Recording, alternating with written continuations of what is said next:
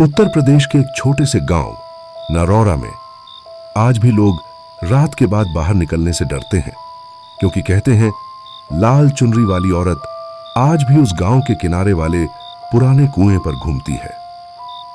कहानी की शुरुआत होती है 1986 से। उस साल गांव में एक शादी थी।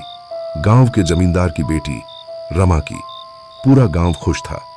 डीजे, ढोल, मिर्ची की महक और औरतों की हंसी, चारों तरफ रौनक थी।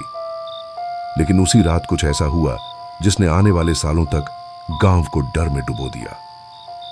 रमा की शादी किसी शहर के बड़े व्यापारी से तय हुई थी। दूल्हा अपने परिवार के साथ आया, लेकिन शराब में धुत। वो बार बार रमा को देखता और उसके पिता से बेहुदा बातें करता। रमा ने जब विरोध किया तो उसने सबके सामने रमा का हाथ पकड़ लिया। गांव वालों ने बीच बचाव किया, लेकिन इज्जत मिट्टी में मिल गई थी। रमा उस रात अपने कमरे में गई और दरवाजा बंद कर लिया। सुबह जब दरवाजा तोड़ा गया तो रमा लाल शादी की चुनरी ओढ़े उसी चुनरी से फांसी पर लटकी मिली। वो चली गई, लेकिन गांव में उसकी आत्मा रह गई। रमा की मौत के कुछ ही दिन बाद शादी में आए दूल्हे का छोटा भाई गांव लौट आया। वो शराब के नशे में रात को उसी कुएं के पास बैठा था जहां रमा की लाश मिली थी। गांव वालों ने अगले दिन उसे भी वहीं पाया। उसके गले में लाल चुनरी लिपटी थी, आंखें खुली और जुबान बाहर निकली हुई। लोगों ने कहा, रमा लौट आई है। कुछ महीनों बाद गांव के एक लड़के सोनू ने दावा किया कि उसने रात को रमा को देखा। वो बोला, भाई, वो कुएं पर खड़ी थी, लाल चुनरी ओढ़े, लेकिन पैर जमीन से ऊपर थे।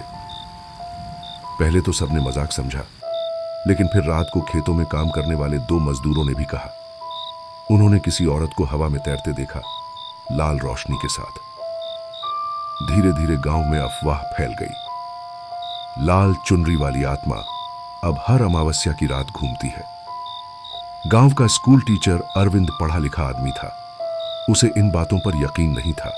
उसने सोचा, डर सिर्फ दिमाग में है। वो अपने दोस्तों के साथ कैमरा लेकर एक अमावस्या की रात कुएं के पास गया। रात 12 बजे सबने देखा। कुएं से धुंध उठी और उसमें से एक औरत का साया उभरा। उसके बाल खुले थे, चेहरा ढका हुआ और चुनरी हवा में लहरा रही थी। अरविंद ने कैमरा चालू किया, लेकिन स्क्रीन पर बस लाल धुंध दिखी और फिर कैमरा अपने आप बंद हो गया। जब उन्होंने घर आकर रिकॉर्डिंग देखी तो बस एक पल के लिए रमा का चेहरा दिखा और पीछे से आवाज आई, मेरी शादी पूरी कराओ। गांव के बुजुर्ग रामेश्वर बाबा ने बताया कि रमा की आत्मा को मुक्ति नहीं मिली, क्योंकि उसका विवाह अधूरा रह गया था। उसकी मां ने कई तांत्रिकों को बुलाया, लेकिन सब ने हाथ खड़े कर दिए। एक दिन बाबा ने कहा, अगर उसकी आत्मा को दूल्हा माफ कर दे तो शायद वो शांति पाए। गांव वाले शहर गए, उस व्यापारी को ढूंढा। वो अब बीमार था और अजीब अजीब बुरे सपने देखता था। हर रात रमा लाल चुनरी में उसके सामने आती थी। आखिर उसने रोते हुए कहा, मुझे माफ कर दो रमा। उसी रात गांव में तेज आंधी चली।